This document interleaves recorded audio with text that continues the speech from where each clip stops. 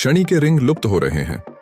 जी हाँ, नासा की एक रिपोर्ट के मुताबिक मार्च 2025 तक हमें कुछ ऐसा देखने को मिलेगा, जिसकी पुष्टि नासा ने यह कहकर कर दी है कि शनि के रिंग हम पृथ्वीवासियों के लिए पूरी तरह से अदृश्य होने वाले हैं।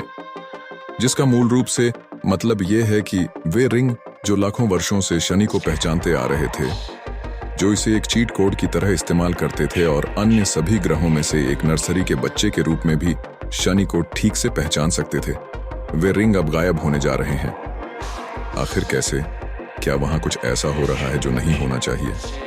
खैर, नासा को लगता है कि हाँ, संभावना है, क्योंकि कॉन्सिडेंटली या इस समस्या की जड़ में शनि के 2 चंद्रमा एनसेलेड्स और टाइटन हो सकते हैं, और नासा का मानना है कि इन पर जीवन मौजूद हो सकता है। तो क्या शनि की इस बुरी स्थिति के लिए कोई बुद्धिमान जीवन जिम्मेदार है? खैर, यह विचार नासा द्वारा कवर नहीं किया जाएगा। हम इस विचार को कुछ समय के लिए पार्किंग स्थल में रखेंगे और आइए कुछ बेहद दिलचस्प चीज पर एक नजर डालें। आइए नासा द्वारा ली गई इन 3 छवियों पर एक नजर डालें। इन्हें अलग अलग वर्षों में लिया गया था। आप देख सकते हैं कि पहली छवि में शनि के रिंग्स पर कुछ हल्के होल दिखाई दे रहे हैं, और फिर लगभग 25 वर्षों के बाद 2004 की इस छवि में वे होल किसी तरह गायब हो रहे हैं। और फिर अचानक अगले 5 वर्षों के बाद 2009 में वे होल फिर से प्रकट हो जाते हैं।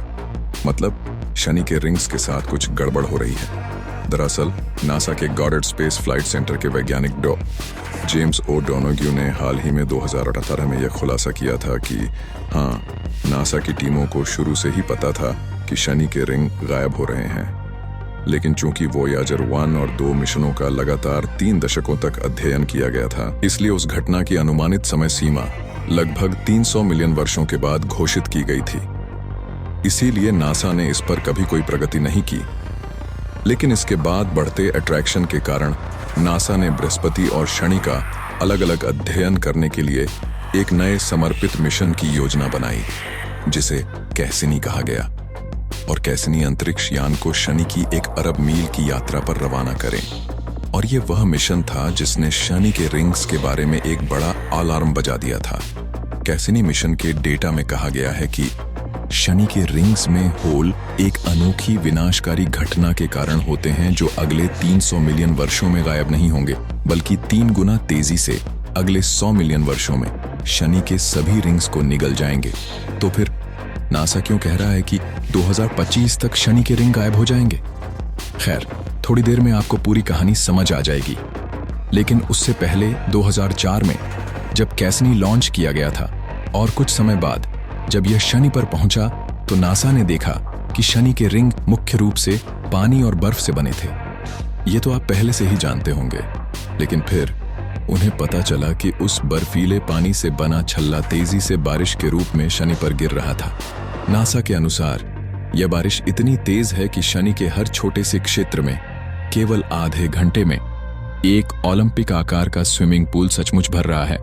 लेकिन पृथ्वी के विपरीत यहां कोई जल साइकिल प्रणाली नहीं है। यहां ऐसा नहीं हो रहा है कि शनि पर एक महासागर है जो पृथ्वी पर जल साइकिल की तरह फिर से उस पर बरस रहा है। यहां इसके रिंग पिघल रहे हैं और यह नीचे गिर रहा है और बाढ़ आ रहा है, और दुर्भाग्य से उसके बाद वापस लौटना संभव नहीं है। लेकिन दिलचस्प बात यह है कि आप जानते हैं क्या? इस बर्फ के पिघलने के पीछे शनि का ही हाथ है, और इसके पीछे की वजह भी बेहद दिलचस्प है कि वह इस यादृच्छिक उपहार से छुटकारा पाना चाहता है। देखिए, बात यह है कि सूर्य से आने वाली यूवी रोशनी जब शनि के रिंग्स में बर्फ के टुकड़ों पर गिरती है, तो H2O या शनि के रिंग्स में पानी के अणु उस ऊर्जा का उपयोग करके खुद को हाइड्रोनियम आयनों में परिवर्तित कर लेते हैं। एक अतिरिक्त हाइड्रोजन आयन लगाना। अब आमतौर पर इन छोटे हाइड्रोनियम आयनों को बाहरी अंतरिक्ष में कहीं भी फैलाया जा सकता है, लेकिन जैसा कि आप जानते होंगे, विद्युत आवेश और चुंबकत्व एक ही विद्युत चुंबकीय तरंग के 2 स्पेक्ट्रम हैं। तो इसीलिए ये आवेशित हाइड्रोनियम आयन प्रारंभ होते हैं शनि के विशाल चुंबकीय क्षेत्र की ओर आकर्षित होना, और इसके साथ ही वे H+ आयन को बाहर फेंककर शनि पर पानी डालना शुरू कर देते हैं।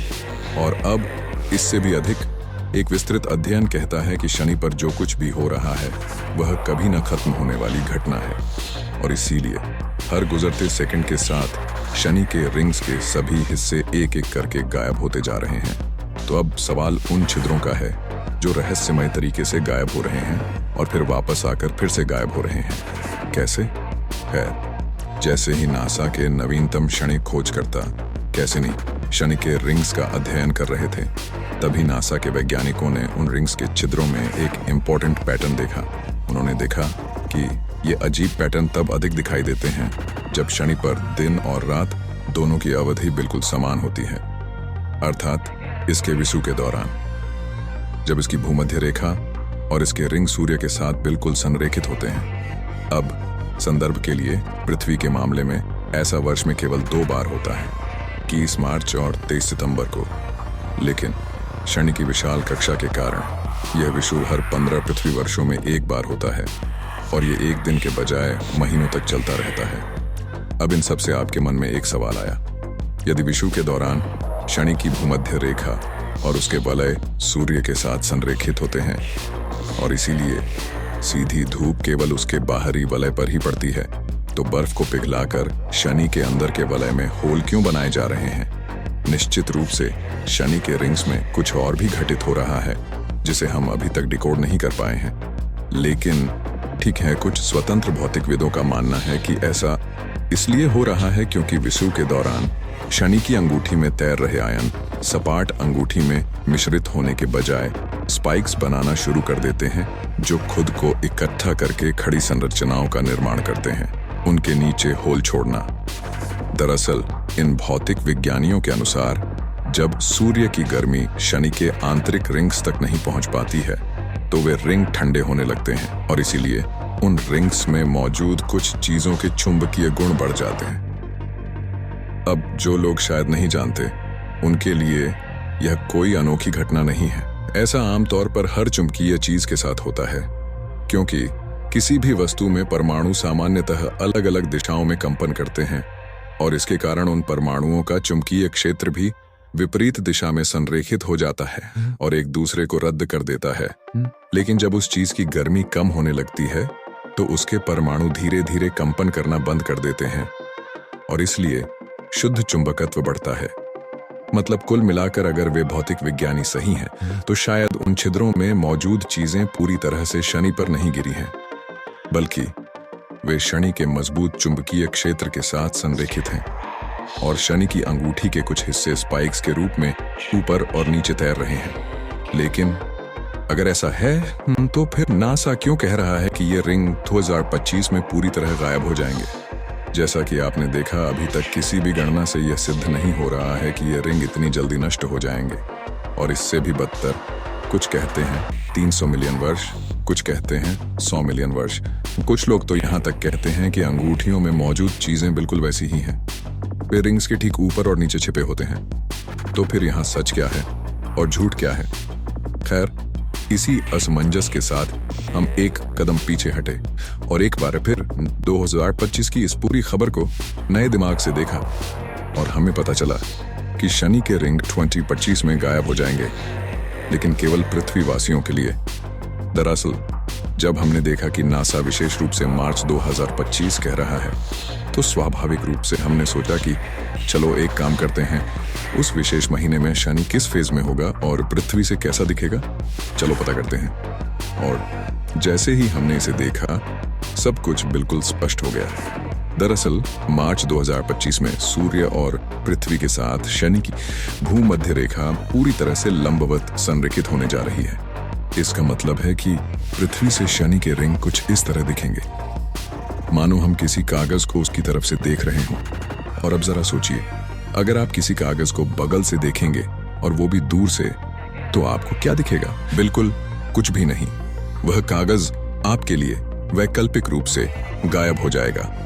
और शनि के रिंग्स के साथ भी यही हो रहा है, क्योंकि शनि हमसे इतनी दूर है कि एक व्यक्ति के वहां पहुंचने से पहले ही दूसरा व्यक्ति चंद्रमा को 18 बार छूकर वापस आ जाएगा। और इसी घटना के चलते नासा ने कहा कि मार्च 2025 में कुछ समय के लिए पृथ्वी से शनि के रिंग दिखना बंद हो जाएंगे। लेकिन फिर भी हमें यह नहीं भूलना चाहिए 100 मिलियन वर्षों में ये रिंग पूरी तरह नष्ट हो जाएंगे और वे सचमुच गायब हो जाएंगे। अब आइए कई दर्शकों के आखिरी और सबसे पसंदीदा सवाल पर आते हैं। मैंने शुरू में ही कहा था कि शनि के 2 चंद्रमाओं में एलियन जीवन की संभावना है। ऐसा क्यों? और क्या वहां बुद्धिमान एलियन जीवन संभव है? तो देखिए, हाल ही में नासा के वैज्ञानिक शनि के 2 चंद्रमाओं एनसेलाडस और टाइटन पर कुछ ऐसा खोजने की कोशिश कर रहे हैं जो कोशिका झिल्ली के समान निर्माण कर सके और वहां एक अनोखा जीवन शुरू कर सके। देखिए, 3 से 4 अरब साल पहले भी धरती पर ऐसा ही हुआ था। उन दिनों सबसे पहले कुछ अणुओं का निर्माण हुआ जिन्हें कोसीवेट कहा जाता है, और फिर उन अणुओं ने कोशिका झिल्ली जैसी प्रारंभिक जीवन संरचनाएं बनाई, जिसके बाद जटिल विविध जीवन का जन्म हुआ।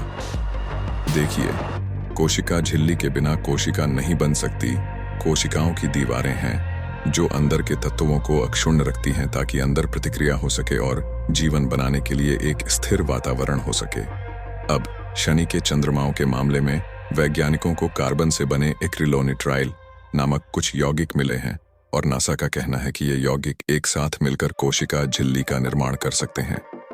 इसके अलावा कॉन्सर्वेट्स के विपरीत, जिन्हें विलायक के रूप में इस प्रक्रिया के लिए पानी की आवश्यकता होती है, एक्रिलोनिट्राइल को विलायक के रूप में मीथेन और इथेन की आवश्यकता होती है, और ये वस्तुतः शनि के चंद्रमाओं पर प्रवाहित होते हैं।